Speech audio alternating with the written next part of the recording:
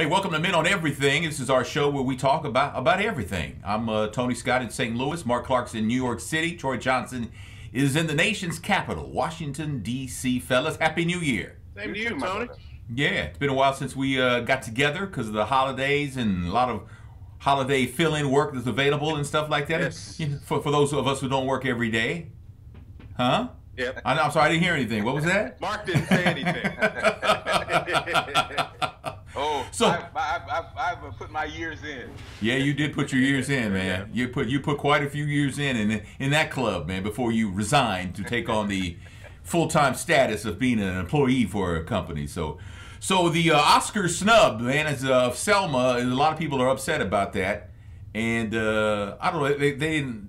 The actor, supporting actor, no people of color were nominated, and a lot of people are outraged. To me, it's like, well, I guess to be fair, I guess you'd have to see all the movies that were nominated and see those performances. Okay, I mean that would be I mean, if you're going to be really fair to judge. The other thing that I think to remember is that who's doing the nominating here? Yeah. Right? If the nominating board doesn't have many or any people of color, well, you're probably not going to see anything like that on there anyway. And then the other thing is I mean, are the Oscars as relevant as they were like 20 years ago? I mean, because there's so many award shows. I know it's prestigious, but I don't know, man. Everything seems to have been watered down over the years. I think, Tony, I'm and I don't know if I think it might be an old school perspective, because I was talking to my wife about it, and I wasn't that shocked, because I think we were used to African Americans and people of color not getting the love that they deserve. We're so conditioned that I think it's not shocking. And I thought, well, maybe that's a bad thing. I mean, my wife was upset, but in my mind, like you said, Tony, the you have Best Picture and you have Song, and like you said, I don't know how many performances or how many movies that featured African American. Sadly, I think it speaks to actually the greater picture, which is there are very few pictures that feature people of color. Blacks, Hispanics, and on down the line. When's the last time an Asian person has been nominated for anything, or when's the first time a Native American? So it's kind of like I think I'm not shocked. Par for the course. Yeah, when's the last time a Sri Lankan? I mean, I don't know. I think they do have a foreign film category, Mark. Well, yeah, but I remember it's like when I used to watch golf. I used to think to myself, Vijay Singh, every time Tiger did something, it'd be like, it's African American. Does Vijay Singh ever say, "Hey, I'm the first Sri Lankan. What about me?" And I'm darker than Tiger Woods. I'm blacker than Tiger Woods. No, really, I am. Yeah. What about Sri Lanka? Huh? What about that? Well, I mean, it's been reported on widely. The people that are in that group of folks who do the nominating, I think they said the aggregate age is 63 and mostly white. Yeah. 63-year-old white men. But I think why people are upset is because this is an anomaly in a sense. For the last 20 years, there have been African Americans nominated, somewhere every year. Sure. And so when you guys know I don't really care for these award shows anyway. But I was watching the nomination, and the president of the Screen Actors Guild is an African American woman. And I just happened to come on TV. I happened to be watching it, and when they showed the screen after the nominees for Best Actress and Best Actor, and hey, everybody looks the same. I mean, it was a stark look. Yeah. And I've heard people that were there in Los Angeles when the names were announced, the press folks that were saying like, "What's going on up in here?" Like it was different. It was a bit different even for the Oscars than what folks had usually seen.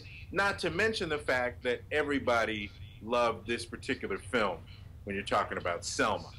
And David Oyelowo had an amazing performance. The thing I will say though, Mark, I know you've had screeners before, both of us are in SAG-AFTRA, and I've watched all of the films that are up for the SAG Awards, no matter what it was in the past. and it's kind of like, I mean, maybe I'm not savvy enough. I'm not a filmmaker, but when it gets to that level, all of these films are amazing, Right. in some way. Sure. But it just kind of seems like in this particular instance, a couple of things come into play. One, you have a perfect storm with American Sniper kind of getting a lot of buzz, and I mean they worked that film pretty hard. And the other thing was there was just as strong a campaign to discredit some of the things that were happening in the movie Selma, which is very interesting because it's a movie. Right. Just like Sniper. Just like American Sniper is not historically accurate in every scene of the movie. So, you know, that's that Hollywood game, you know, somebody along the way. But then there was the other story that this is true. Apparently the screeners for the movie Selma were turned in late. Or they were kind of at the end of the screening window. They kind of got there late. That's the way it was reported. I'm not okay. You know, Got you. I don't know. I don't know what intern forgot to drop him off. Damn it, Laquan. or brother man didn't run off enough copies. Man. DVD copies.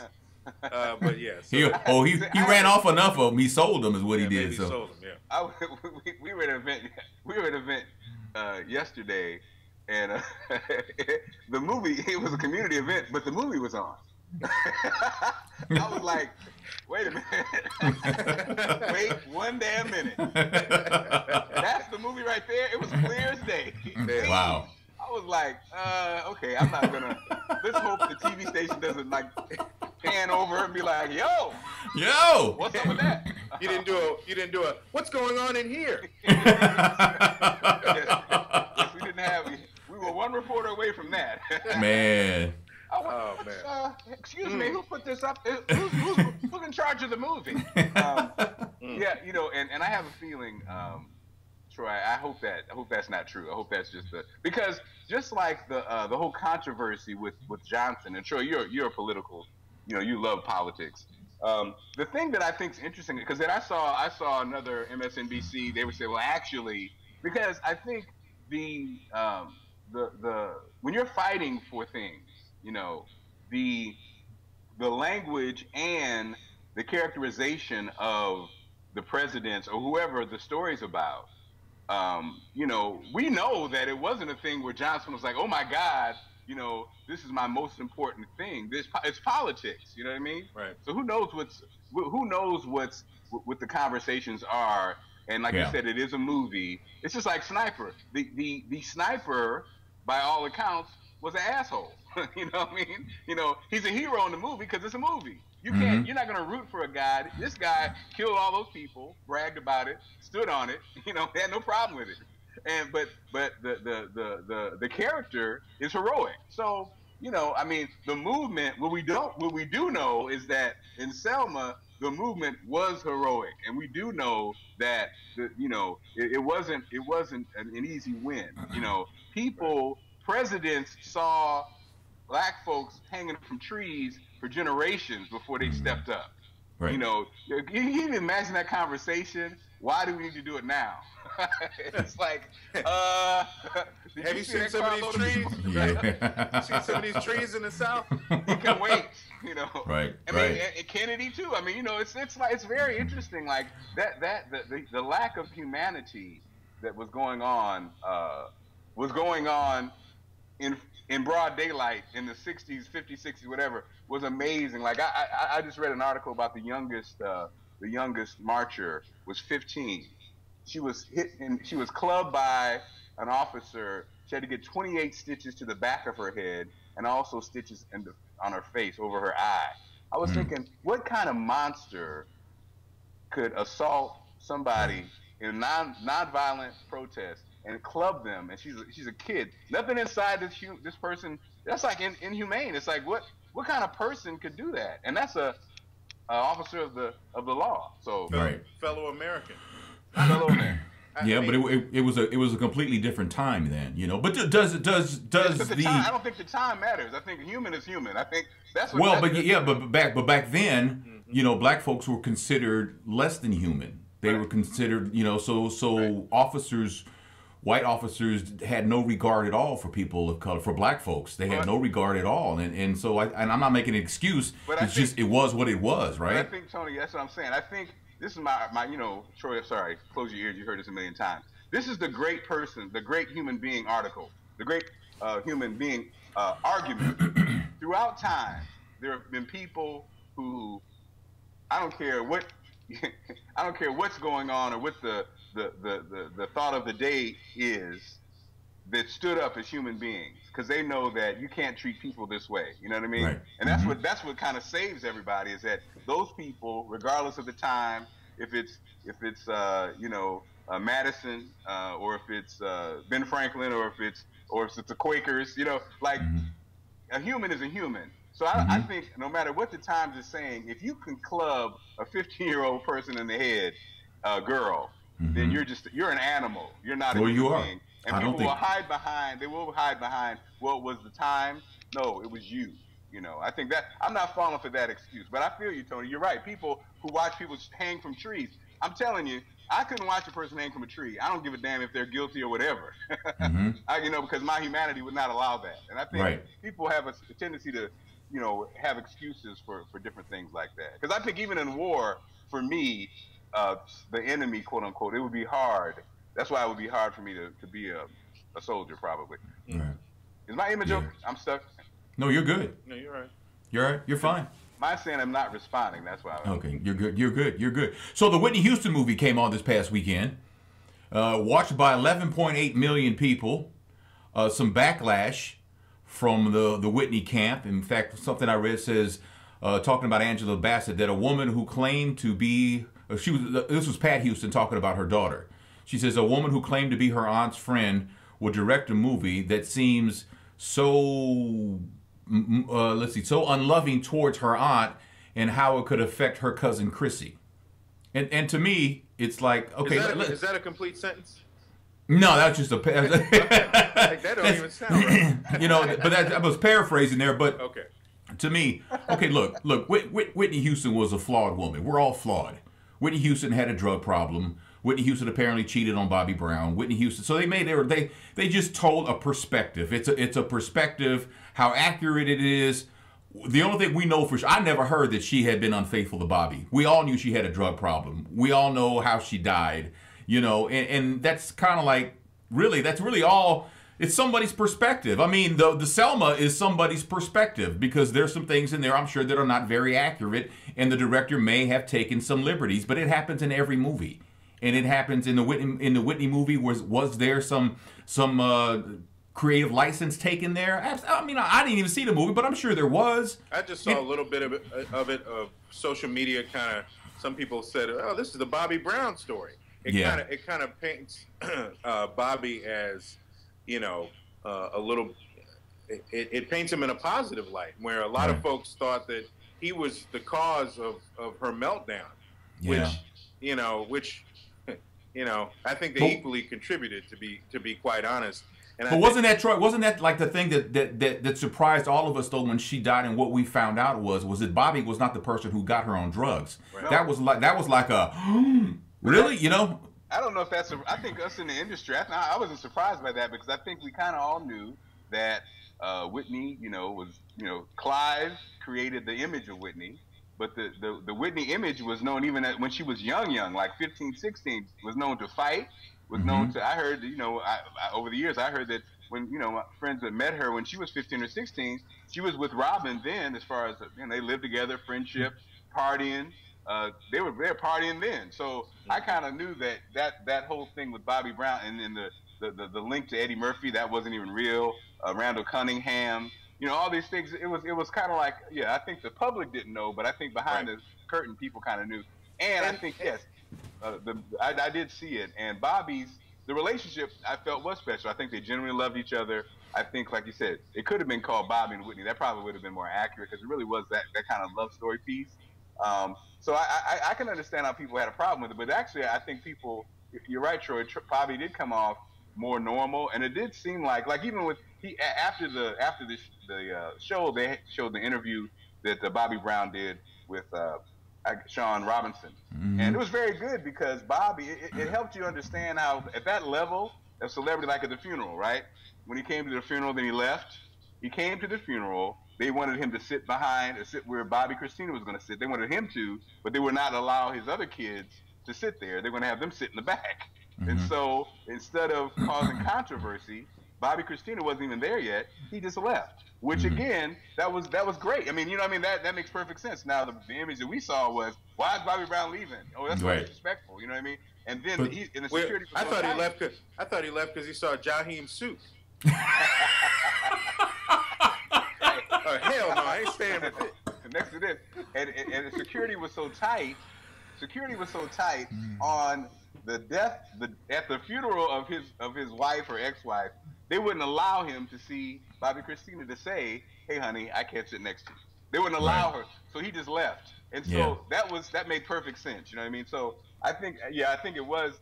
I thought it was pretty good, and I thought but it could have been called Bobby and Christina, Bobby and Whitney. Okay. I don't know if I've seen this on social media, like over the last day or so. People posting this interview that Oprah Winfrey had with Whitney Houston's brother, and he claims that he's the one who turned her on to drugs. Yeah, I remember that. I saw that. That was the scene. They did it quickly, so you know how movies work. Bobby goes to her house for the first time at her birthday party. They're walking. She's giving him a tour of her house. The brother slips her some coke, and she takes it. And as she's walking to the house, she takes a bump and asks Bobby, "Does he want bump?" And he's like, "Nah, I don't do that. Yeah, I don't do that yet."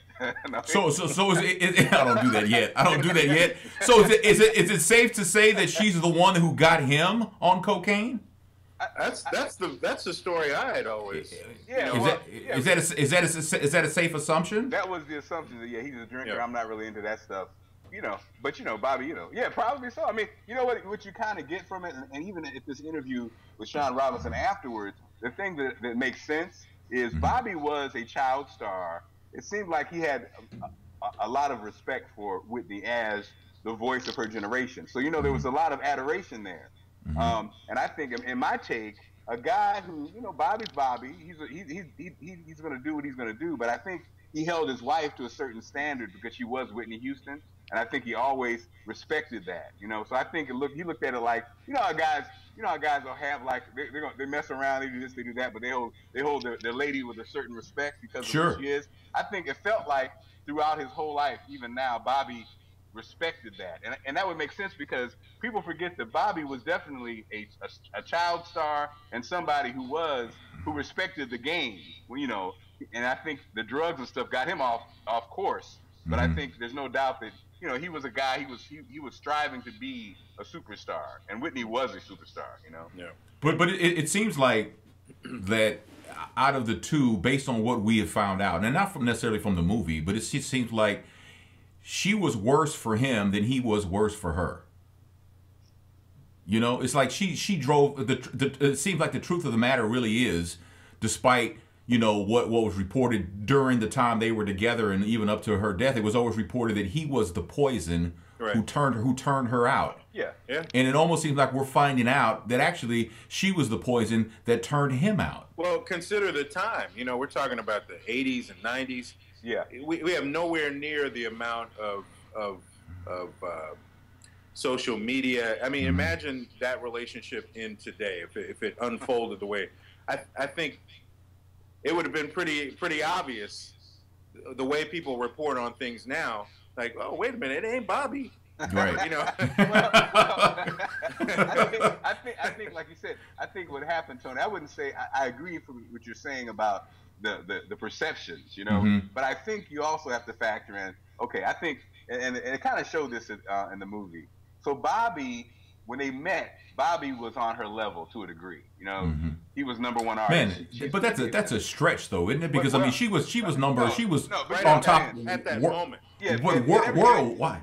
At every little step you take, he was poised to be the next big thing. Let's put it that way. Okay. All right. Not on Whitney's level, right? Okay. So then I think Bobby, and it kind of showed it, he kind of was cool with just, he thought, with being almost Whitney Houston's husband. You know what I mean? Like, so he kind of, in his mind, probably, the drinking and the drugs and all that kind of stuff, it kind of showed it in the movie. He didn't give up his career, but he basically became, you know, her husband. And so when they first were together, people wanted to see Bobby, they wanted to see Whitney. Then it became basically when people want to see Whitney, they don't necessarily want to see Bobby. So, yeah, what psychological effect does that have on somebody?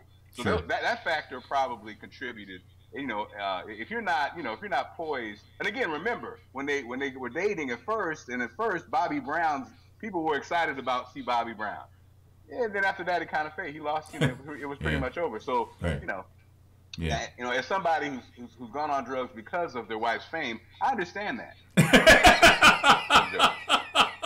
I didn't go on drugs. I went on wings.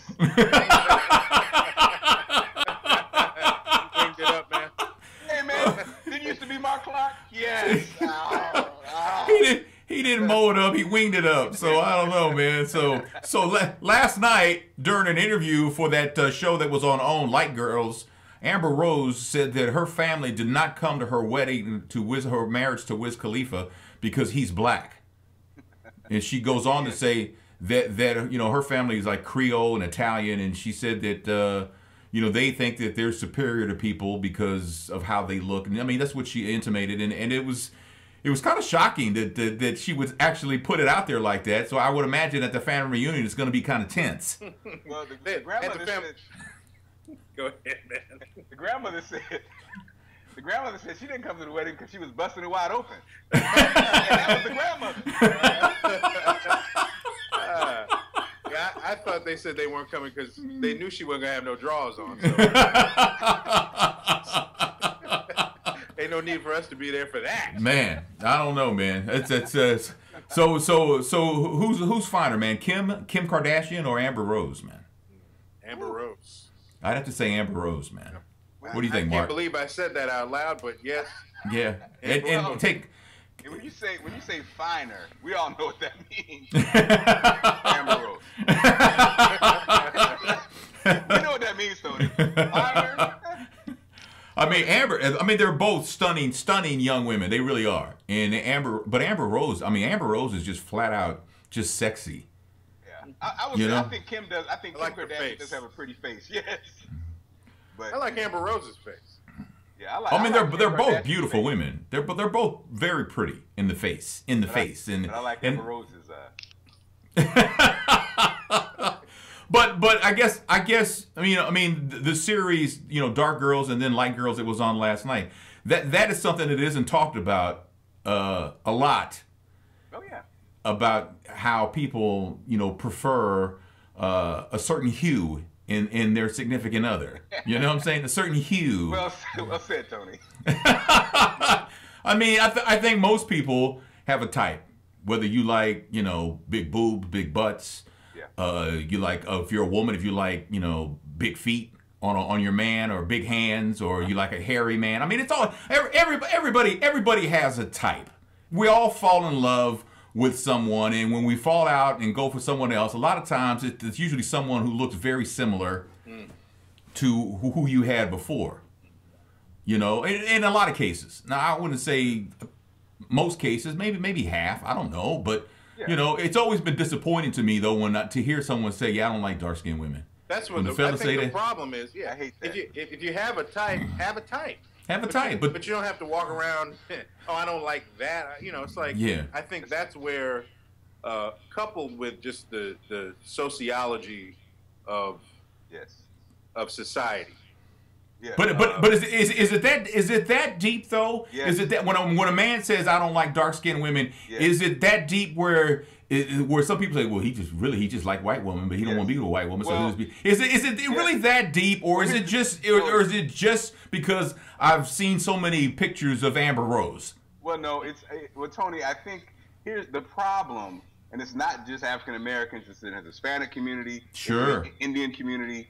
The problem is the powers that be, the Eurocentric powers that be, have set up systems where the fact that your skin color, like apartheid in South Africa, and then basically apartheid that exists in all the other countries and cultures, in that if you are light skinned, you hold more power than you do if you're dark. Nobody, and so therefore it's not an accident. You know, that's the part that I think. So that's why Cuba is a great example of that. Yeah. Cuba, the Hispanics there are primarily dark-skinned Hispanics. And those are the ones who have the foot on their neck. They are the larger group of population on the island of Cuba. But the imaging that you see would suggest something different. Right. Yeah. Well, I remember I always use this quote. You guys have heard me say it before. Because I didn't know, being from Springfield, where we only had like a black person and a white person, we didn't have diversity. I remember in the movie Mississippi Masala with the Indian, Denzel was in love with, an Indian young lady, and her father said, you can be rich and dark, or you can be light and poor, but you cannot be dark and poor. He was basically like, and it was like, wow, I didn't know, but yeah, so it's across the board, it's systematically so when you hear somebody like Troy said, say it, it's like, oh my God, like, it's almost like the house Negro and the field Negro situation, it was set up that way. So so why are you feeding into it? And if you are feeding into it, shut up. Just shut up. I mean, yeah.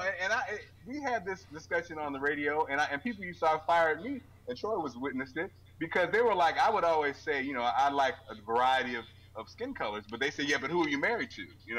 And the thing that's funny about that, and if you can talk it, but they're saying, look, Mark, you say that all the time, but let's see who you've dated. Troy has seen who I've dated across the board, basically, or if we call dated, but the person that,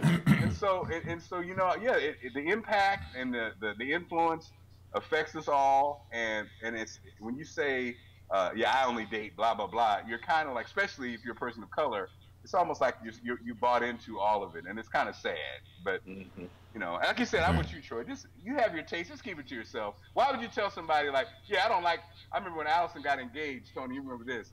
And she told her coworker that she was feeling Mark Clark, and she was like, yeah, but he's fat.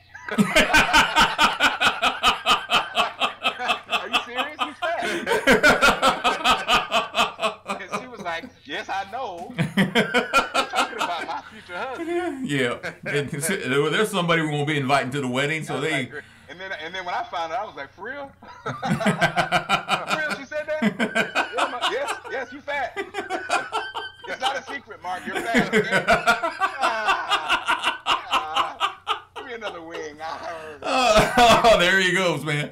So Kevin Hart did a radio interview, and he says that the drama between his fiance and his ex is really over, and they're starting to talk, and that made him very happy. And I got to thinking about that.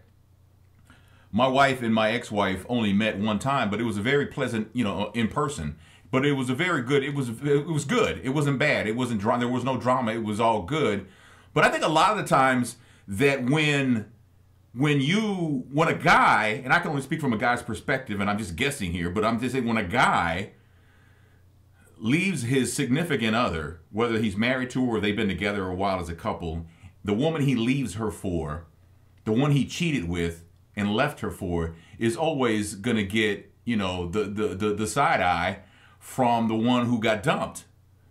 But if he broke up with the side piece and then moved on to someone else, I don't think the drama's there. I think the resentment is, you took my man, I'll always hate you. I don't want you around my children. I don't want you, you know what I'm saying? It's like, and that's something that it's just an observation that it's usually the next person in a relationship who gets all the hell, especially if she's a nice looking woman. Tony put this in the side piece perspective. He added that to, not a relationship end, but specifically. Yeah. Well, I mean, when it goes, but when it happens that way, when a guy cheats with a woman, then he leaves his significant other for that woman. Mm-hmm. That woman that he's with now is never going to win with the one who got dumped. It's just not gonna happen. Now, if they broke up just to break up and say they shared a kid or two, but he moves on to someone else, and the someone else wasn't the reason why they broke up. There isn't nearly the drama there. Right, I got you. It all goes back. I think it goes back, like you said, Tony, with respect to people being mature too. I mean, when you're mature, I think things happen. You know, you can put things in perspective. You know, understanding that when you're a significant other, if they leave you or when they leave you or whatever, it really is not about the other person. It's about you. You know, that's the part that people have to understand in relationships. It ain't about the other person. It's about you. They don't love you no more. That's what you have to put in perspective. People forever, right. They blame the other person. They read these articles and if only I had gone down on him, he would have stayed. Oh, he don't love your ass no more. She don't love your ass no more. That's it. That's it. Know, that's it. That's it. It's no like, what if I done this person, that bitch stole my man. No. And I think that's what people don't. We don't want to acknowledge that, but that's it, and it's okay because. Well, we don't want to acknowledge it because it hurts. Well, it hurts. Yeah, it hurts to find out that somebody doesn't love you anymore. But do you want to be around somebody that doesn't love you anymore? I told you that's my greatest fear. If I'm walking, Allison sees me walking by with my Santa belly and my skinny legs and all my other issues, and she goes, ugh. Ooh, I hate it. Damn, why did I? You know what I mean? Then yes, please kick me out. I don't want to be that person. Yeah. You know? No need to be around for that. Well, yeah. I mean, I'm an ex-husband, and I have to say that, but we didn't have the side piece factor that Tony mentioned, but we get along fine. And I do know that, you know, when the marriage ended, I wasn't happy about it. You know, I can't judge. I'm sure she wasn't happy about it, but I mean, I certainly was like, you know, I really didn't want a marriage to end. I didn't want our marriage to end. I was concerned about our son and hurt. But like Mark says, you got to move on from, I mean, for me, it worked. Just move on. Mm-hmm. I got to live my life. She's got to live her life. She actually got remarried. And I have a good relationship with her husband. You know, when we're in situations where we're around when my son is there, so it worked out. And I hope people have that kind of relationship. It's tough though, because some people just, you know, I think if you put in the side piece factor, Tony, I'm going to put in the off the chain ghetto factor, the other aspects of just people feel like, oh, I'm never going to get over this situation. I'm going to make sure that this person is in a living hell every time we communicate. I mean, there's some people that really have that mentality. Sure. And, you know, I agree. Yeah. I think you have to love yourself. I think at the end of the day, that's what it really is. You have to love yourself. People don't love them. When you love yourself for real, you don't put up with a whole bunch of stuff. I mean, and if you do, it's by choice. And if it does break off and someone says, I don't love you anymore, you love yourself so much that you can hear that. You can be like, all right. But if you don't, if you're connected, that's what people do. They get with somebody, they're both not complete, and they leech off each other. And if one leaves, then they don't know who they are. They're lost. I don't. Who am I? My whole life was built around this person. You know. Well, you know, I mean, I think, and I've said this before. I think there are a lot of people in this world who hold being married or a marriage on the equivalent of having a PhD, you know, or some other title. Like it is a title like admiral, you know, like you're an individual person.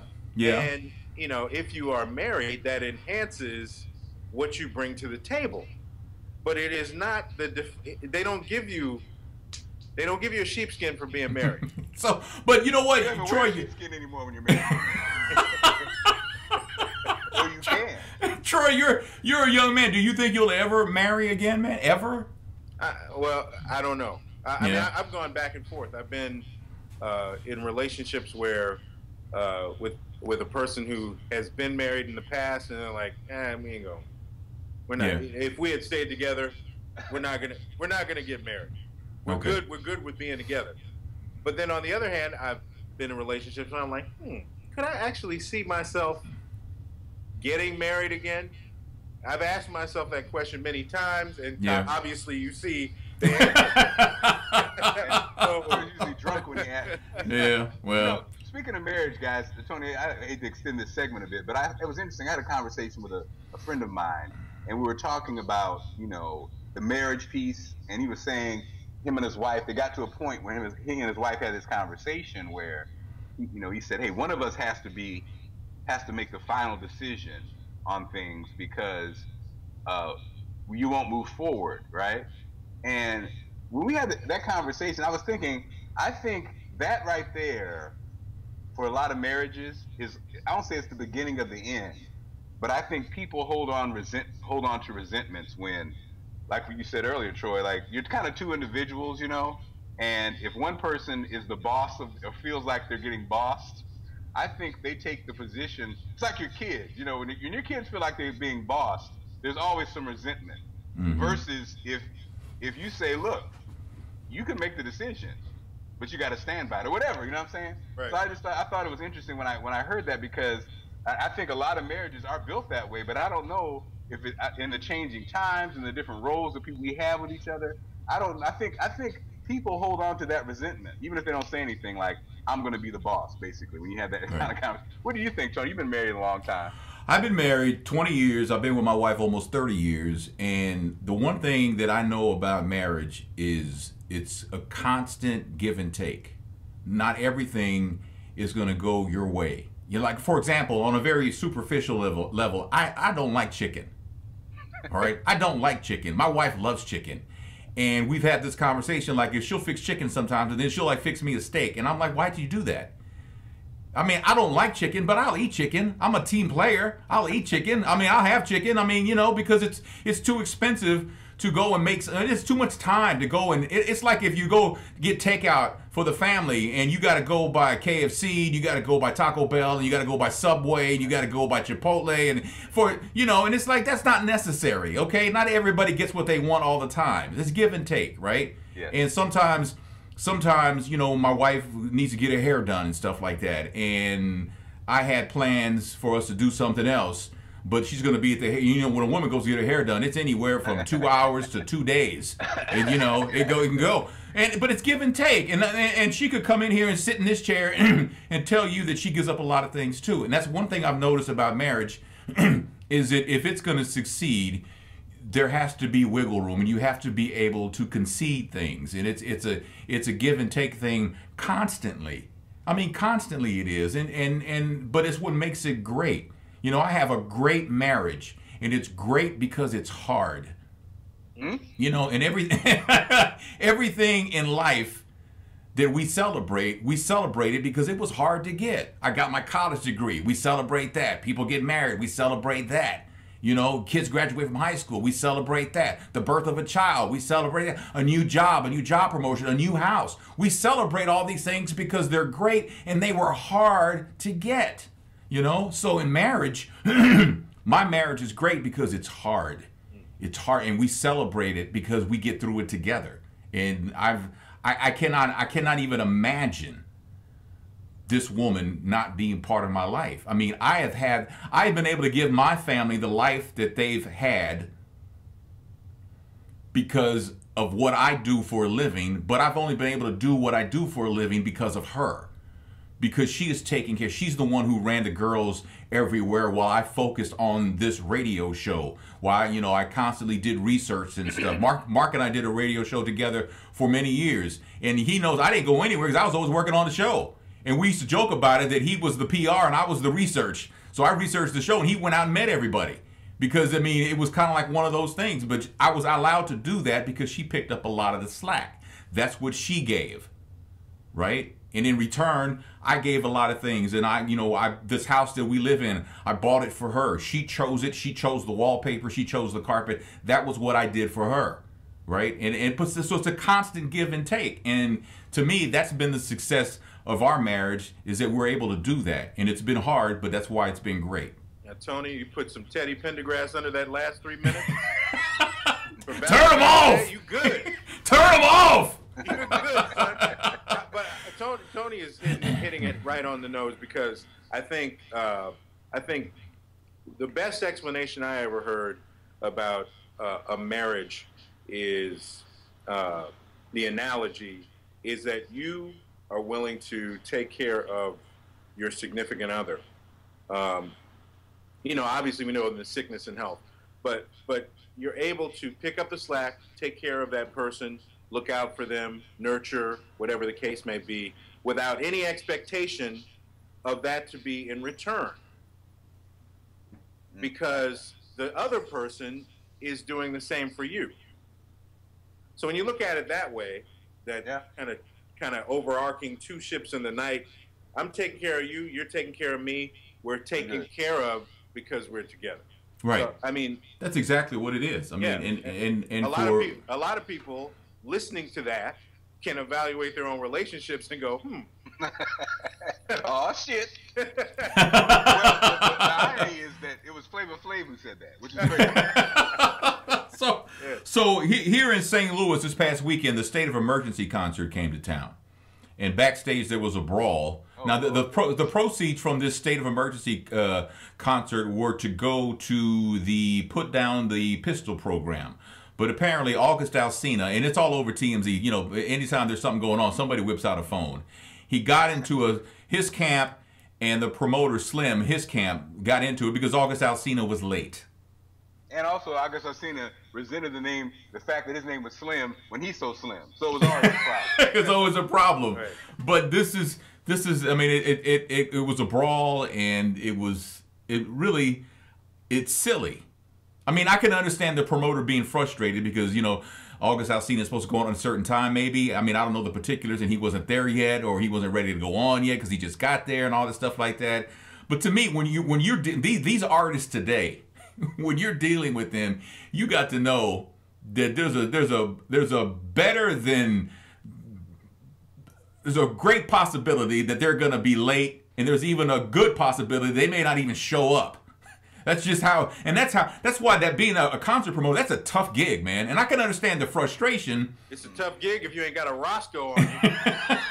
And then, you know, and if you're August Alsina, you know, you're being souped up by your camp thinking you're the bomb. You don't have to answer anybody, man. You ain't got to do all that. You get there when you get there. You know, I mean, I get, you know, I get the thug element in hip hop, obviously. You know, it's been around for a long time. And he's an R&B singer. That's what I was going to say. But I do not understand the thugged out R&B singer. I just can't really. Well, but is it more about the camp, who they surround themselves with? I don't know what it. You know, nothing. Don't know what foolishness is about. Yeah, we don't. None of this bullshit surprises me in that regard. I'm sure somebody said, you know what, you need an eye catcher, man. You're gonna be a thugged out R&B singer. Now that's happened in the past, but but not. You know, you know, like you said, Troy, the ridiculousness is that the R&B singer thug will let you know, you know, like, yo, you know, just because I sing R&B, don't get it twisted. Just because I'm singing these songs don't mean I. Right. I won't. You know, just because you know. Just because I'm crooning. I mean, I won't pull an AK on you. I got these hands, son. You know what I'm saying? I'll throw them, though I sing R&B. I got octaves and I got hands.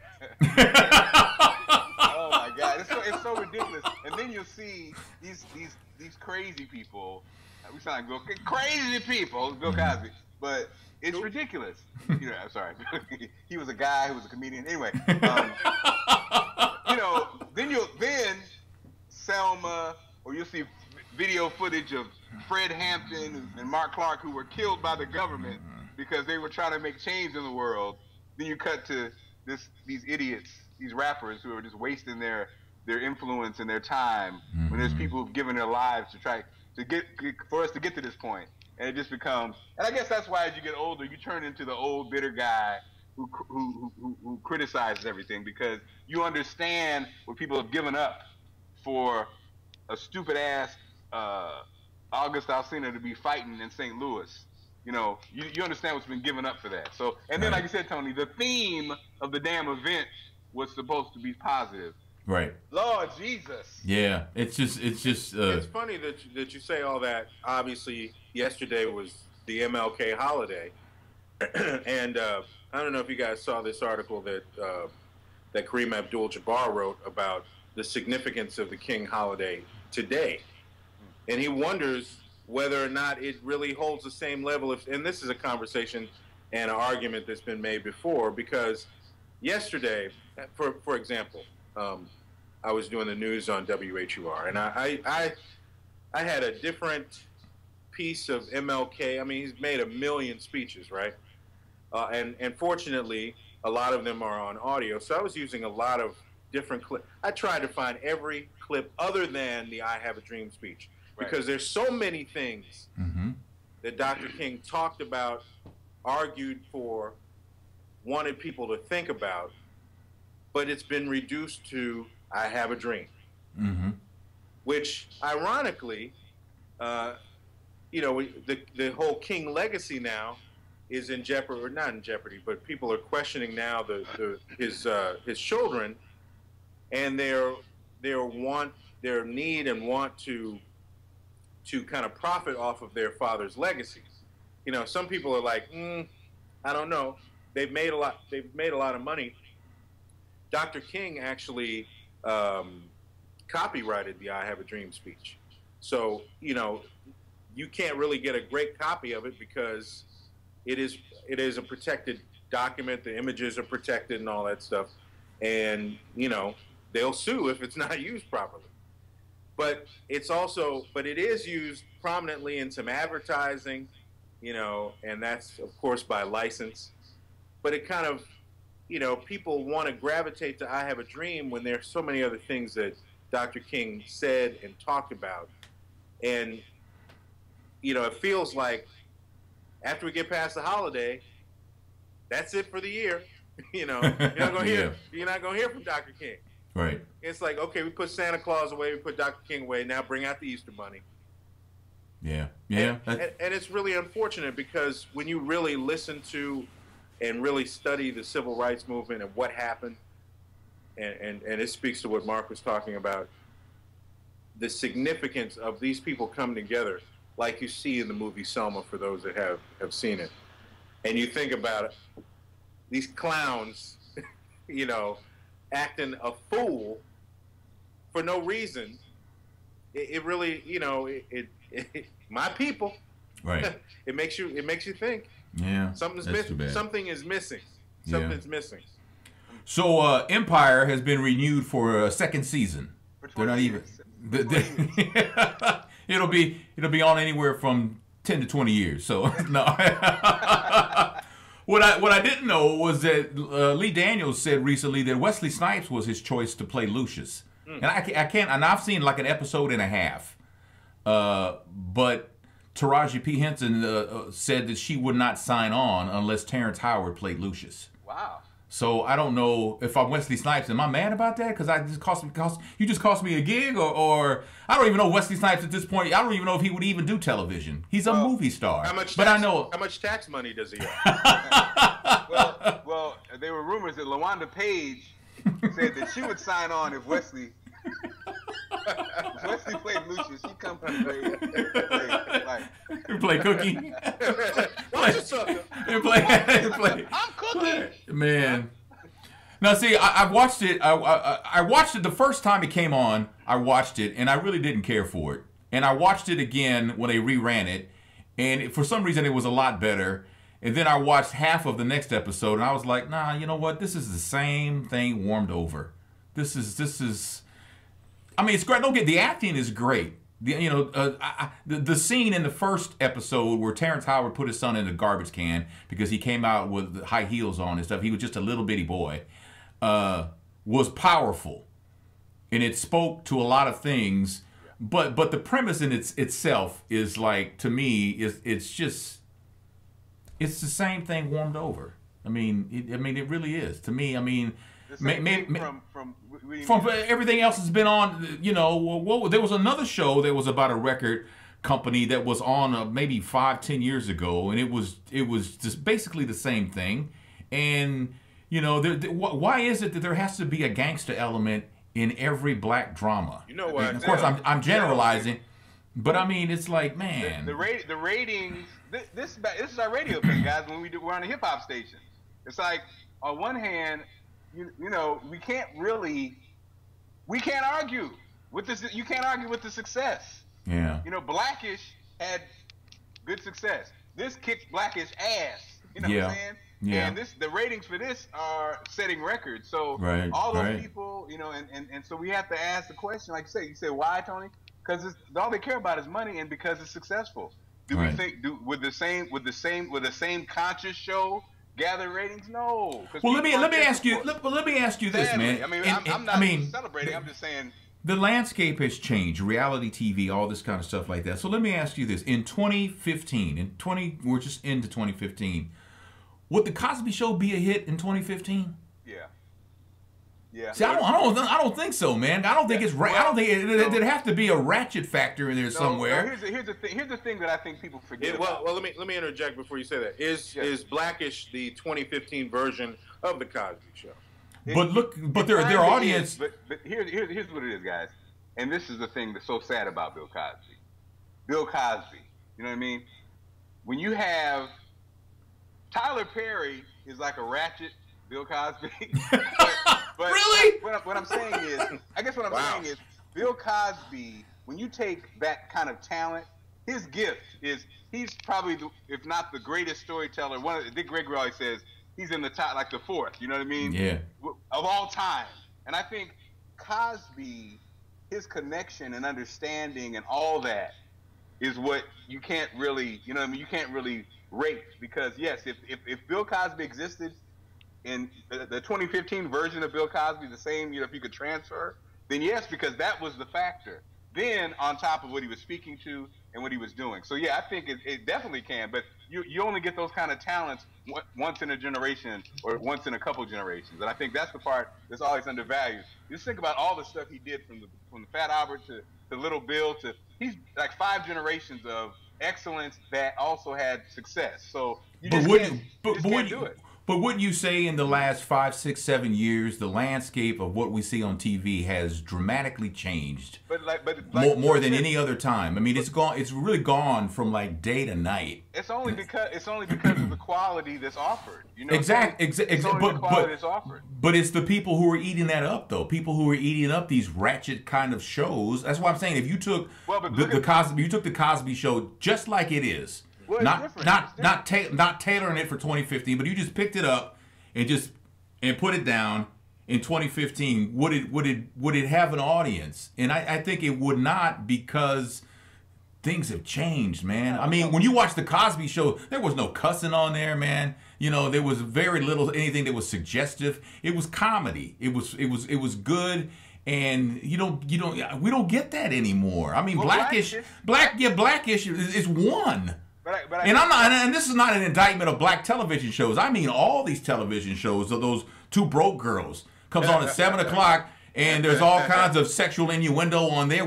So the landscape has changed, and it seems to be very well received. So I'm wondering if there's room for that. I think Tony, like you say, you can't really do that, because it's kind of like it just kind of doesn't work that way. If you take the same level of talent, I think yes. I just think it is definitely a different time. But I think, I think if you had the same, you couldn't take the old Cosby Show and put it on now. No. Right. You'd have to tweak it, right? You'd have to tweak it. Yeah, but I think if you have the same kind of genius comedian, then Well, here's the problem that we've run into, and this goes to, you guys have seen that news report. It comes on every few years. The attention span of the American has dropped another 1/10 of a second. Yeah. It's under 5 seconds now.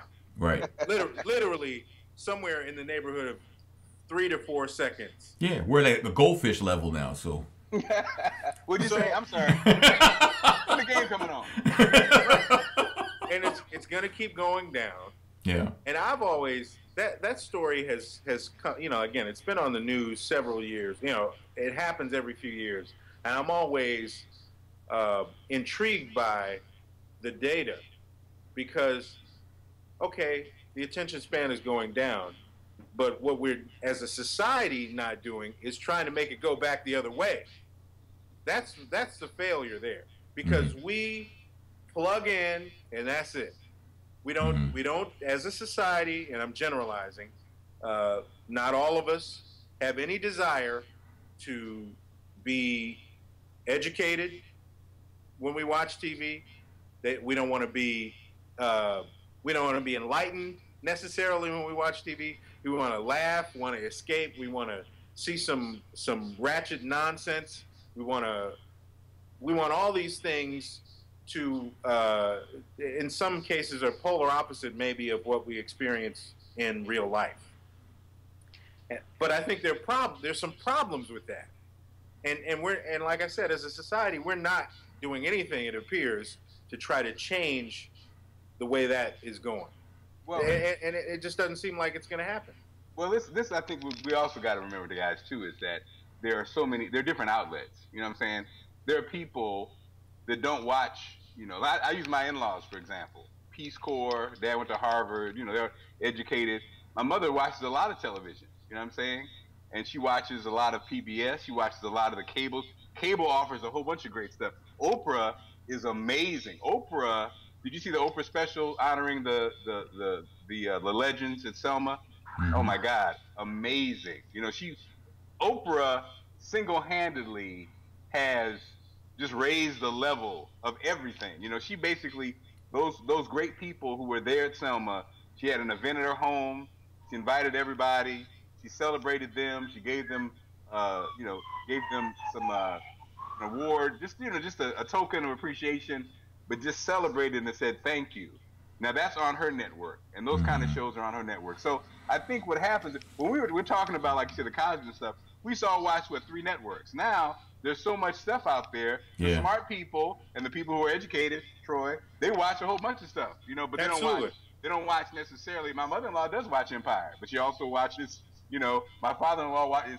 My father-in-law, he'll watch every Hitler show that's on. He'll watch every documentary on Stalin, Hitler, the Roman. You know what I mean? And so I think that's the other part that we gotta look at from the cable to now the streaming content that's out there. Yeah, maybe the networks are left for those people who want that bull. But then the other stuff's there too. So I think that's also we gotta remember that too. Yeah. We can't gauge it on what the masses are watching, because that's not a real indication probably either. It's not. That's very true. There are so many choices now. Like you said, well, I mean, we can't. If you break down the age groups of who's watching Empire, right? Huge, massive success. Right. African American men, 45 to 65. What are they watching? And then also, like you said, who exactly is watching all the reality shows and stuff? Those are people who are using television. I know most of my friends don't even watch television, so it's kind of. Well, that's the thing is, like, younger people, especially, like my daughter will be 20 this year, and like they don't watch television at all. They watch everything that is streamed because it's what they can watch it when they want to. Everything's on demand now. So, and I was going to say, but my only caveat to what you all are saying is we do know what people are watching. And we do know, even with 1 million TV channels, we know where, Oprah can make amazing programming and garner 1 million households on that particular show, whereas Empire is going to blow the doors off of it, like with a lot of other shows. On demand, they know exactly who's watching what, because you can see if I watch an on-demand Empire on demand, which I did, they know I watched it. They know. I mean, the demographics, the numbers are still there, whether you're watching live television or whether you're watching on demand. And they're trying to put the analytics in place, obviously, for when people are streaming stuff on the web. They're going to be able to monitor what's getting what. And when you have the a la carte television that we seem to be moving toward, where, I only want 20 channels, and these are the 20 I want. I don't want any of this other nonsense. You're really going to – that's obviously cable doesn't want that to happen, because they're going to lose a lot of revenue. Right. Because some of these channels that you never watch are going to go away. Sure. And I tell you what, guys, I think at the same time, I look at my kids, I look at my wife, I look at family. We watch a lot of ratchet stuff, We watch, but at the same time, my kids read a lot of good stuff. I think it's not. I'm not really that worried about. The problem is people who control their kids and control their lives and digest these different things.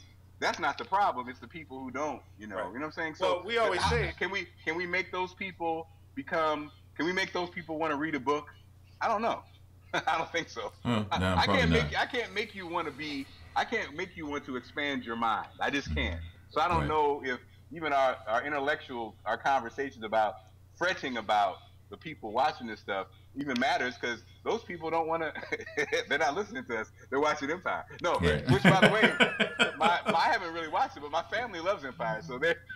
So your kids watch it too? No, they watch it with my wife sometimes. I mean, not all of it, but they dip in and dip out. So some would say that's irresponsible parenting, but hey, it probably is. But I'm not. Again, it's weird. Again, I'm not worried about it because they have the balance. You know what I'm saying? Right. They have the balance of watching something crazy and then having a conversation and then asking about this and go hanging out with their grandparents who talk about real stuff. So it's like, and that's what it's about. But if your only diet is reality TV and crazy TV shows, then I think that's what we're probably worried about. That's a great point. I don't know if you guys knew this or not. Did you know that Charles Barkley and Michael Jordan are not friends anymore? I did not. I heard about that. Yeah, Charles Barkley did an interview recently, and he says that they're not friends because Charles basically said that, he said publicly on these NBA, these basketball shows, that Michael Jordan sucks as a general manager, basically, and Michael didn't like that, which I can understand why Michael wouldn't like it. But then Charles Barkley says, hey, they asked my opinion. We want me to lie just because you're my friend? You suck. You suck as a general manager. Now, he did say they've gotten a lot better with some recent signings and stuff like that, but the last few years, and I think it was kind of generally known that Michael Jordan as a general manager was horrible. He's a legendary player, but as a general manager, he really wasn't that good. And Charles pointed it out, and he says that it ended the friendship. Well, I think I will say this. It strained the friendship.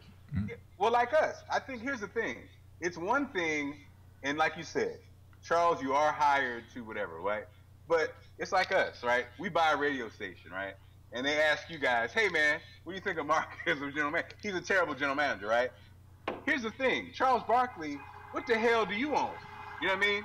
What have you done but just... I own Tuesday nights on TNT. Right. You know what I'm saying? And so I think that's the part. Like, what happens, I think, is in addition to Michael Jordan, obviously ego and his will to win and all that kind of stuff, I'm in a lane you're not in. You could have been in it, but you're not even in it. So when you tear me down, you're tearing down people who are trying to do this. You know what I mean? And so I think that's the second part to... We talk about like if it's civic or if it's national pride or whatever. When you say that I'm a terrible, I suck, whatever, it's funny, it's ha ha ha. But the reality is, how many black owners are there in basketball? How many black owners are there in baseball? You know what I'm saying? And you're my friend, so I need you to just, if you could just say, well, hey man, he's getting better or whatever. But you saying that I suck and getting laughs, I can see how you can say, man, fuck you, okay? This is, and I think that's the other part. Like, we're out here playing. Everybody's like, and even Michael Jordan, love him or hate him. Him and Magic, they're in rare air. I was just thinking, how many black-owned baseball teams are there? There are none. Magic's a part of a group that owns, I guess, the Dodgers now, right? Mm-hmm. But he's the primary. It's 2015. You know what I'm saying? It's 2015, and baseball just got a black owner. Now, but is Magic the primary owner, or is he just the front? I mean, the spokesperson, the high-profile spokesperson. No, but I know he's part of a team. But is he over 50% ownership of the Dodgers? Yes. I did not know that. I thought he was a minority owner. Didn't he write a $425 million check? I don't know. I don't know. I think his group. I think Magic. The Guggenheim Group is what it's called. He's in a group, but he put in a big check, man. He put in the big check. Okay, I'm not disputing it. I'm just saying. But you know what? From what I remember. But the Charles Barkley thing, though, Mark, it's interesting because, I mean, let me ask you this: if someone asked Charles Barkley on an NBA show to grade Michael Jordan as a general manager, what was he supposed to say? I think Charles Barkley, again, I think there's a way you can say things. I mean, Michael could have still been pissed. But you have to understand, though, Mark, that Charles is not a professional broadcaster, so really all he knows is to speak from the dome without giving it much thought. He's well known for that. Well, but you can be well known for it, but you're an asshole. So if you're my friend and you throw me under the bus, then I don't have a problem if Jordan is mad at it. I don't have a problem with that because again, this is my money I'm putting up. You know, you're taking money out of my pocket. So hey, fuck you, okay? And understand I say that with love if you're my friend. But Charles actually having the conversation. Charles is the one who revealed that they were on the outs. Yeah, he did. He's the one. Michael said nothing. And Charles said, you know what? He's my friend, and you know he's always going to be my friend. But I'm doing my job. He said, and I would tell. It was kind of like, you know, Charles makes me angry sometimes because he does say things that it's like, come on, man, what are you saying right now? I don't need you to comment on Ferguson, really. I don't need you to concentrate. I need you to concentrate on the Warriors' defense more than on Ferguson, please. Yeah. Right.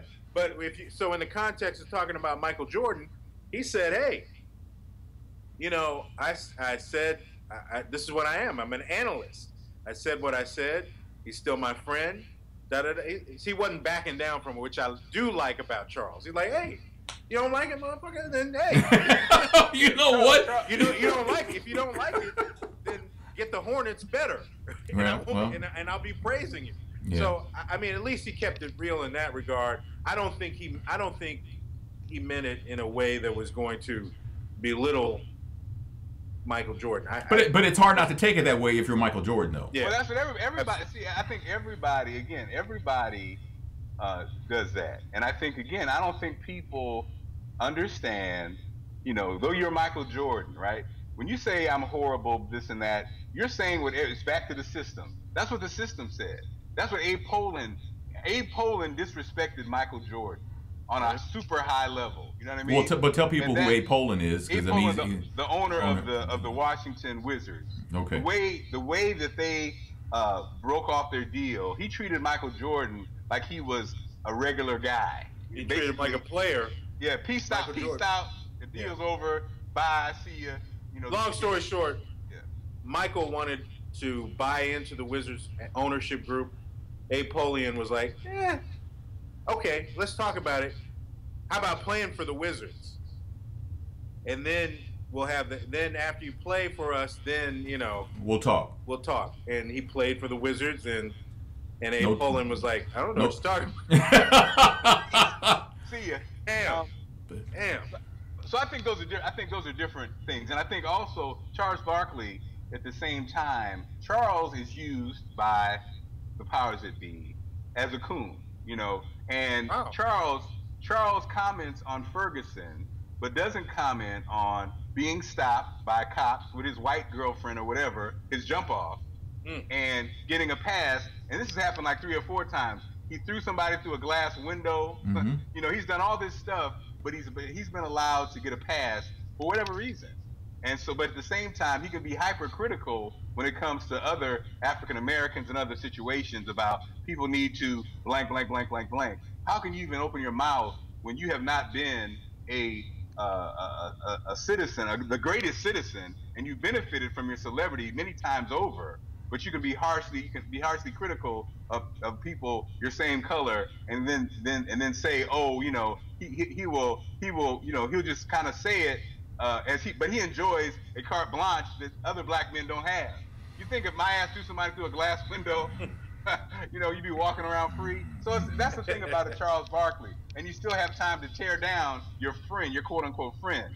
I don't know. You know, I think that's the part that is probably that could be. I could see how you could be like, all right, man, you know, it's kind of like on one hand he benefits from his position, Charles does, and he's used by others, and he doesn't even know it. I think that's the part that can happen if you start just analyzing stuff, you know. Right. Like when people, to me, that's like when people tear down Oprah, when they tear down Magic.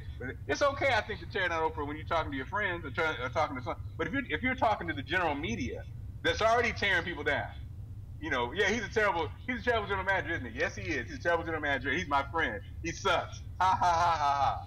What you're projecting is you're dinging Jordan's brand, you know. So that's my thing. That's my thing.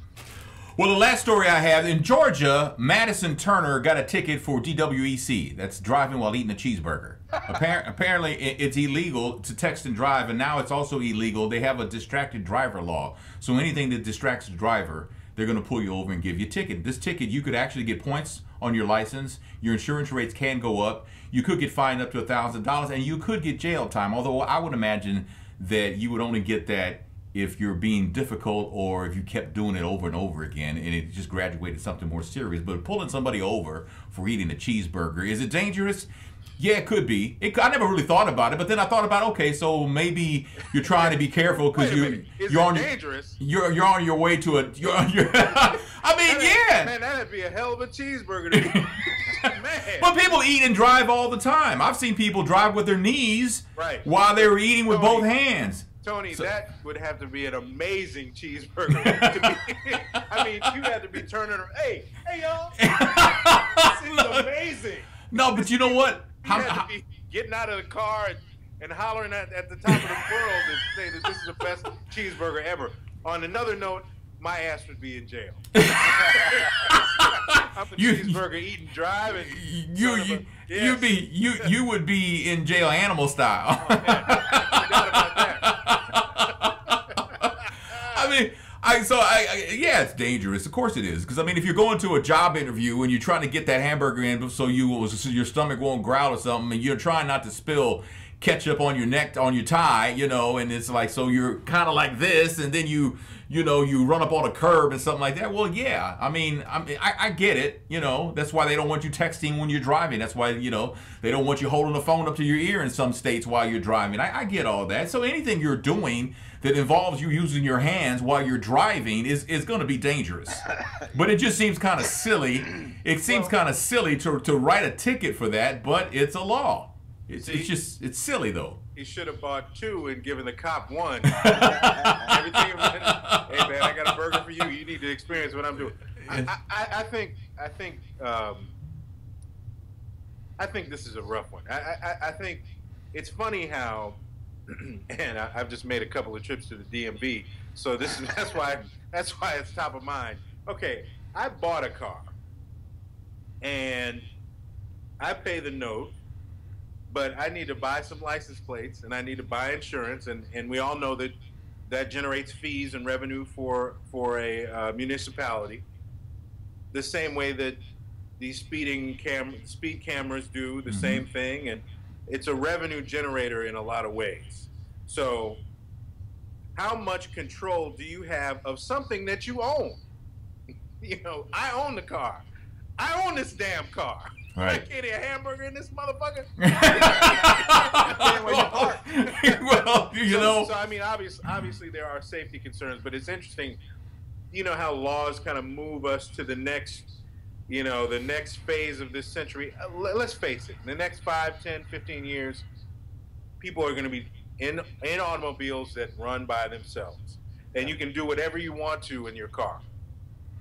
Yeah. So I don't know if that's a precursor for this, but in the United States, we're actually getting off kind of easy compared to in Europe. They have a speed camera. They have cameras that make sure your license plates are valid, that your registration is valid. They also check for a seatbelt and a couple of other things. In the same camera. Wow. And the gas is like $20. You can get pulled over for any number of the camera looks into the car to see if you got the seatbelt on. Right. Yeah. So and you can get pulled over if your plates are invalid by the camera. So I mean there's a whole lot of room for how we're monitored. And I don't want to dip into Mark's conspiracy theory area. Yeah. But well, man, we're at headed toward an hour and 20 minutes, man. So you guys, nobody's gonna watch this one, but it was fun. You have to be born in 1963 to watch this. So anyway, they're talking about Cosby again. They're talking about Cosby and hamburgers. Anyway, if you can give this a thumbs up, that'd be great. Of course, comments are always welcome. Subscribing to the channel is also off the hook. So let's wrap it up, man. In Washington, D.C., that's Troy Johnson. In New York City, that's Mark Clark. I'm Tony Scott in St. Louis. And thank you so much for watching Men on Everything. Subscribe to this channel. We're trying to get Tony to broadcast from New York in the YouTube studios. Please subscribe. Subscribe. We need 10,000 followers. Very good. Okay. All right. We'll see you later.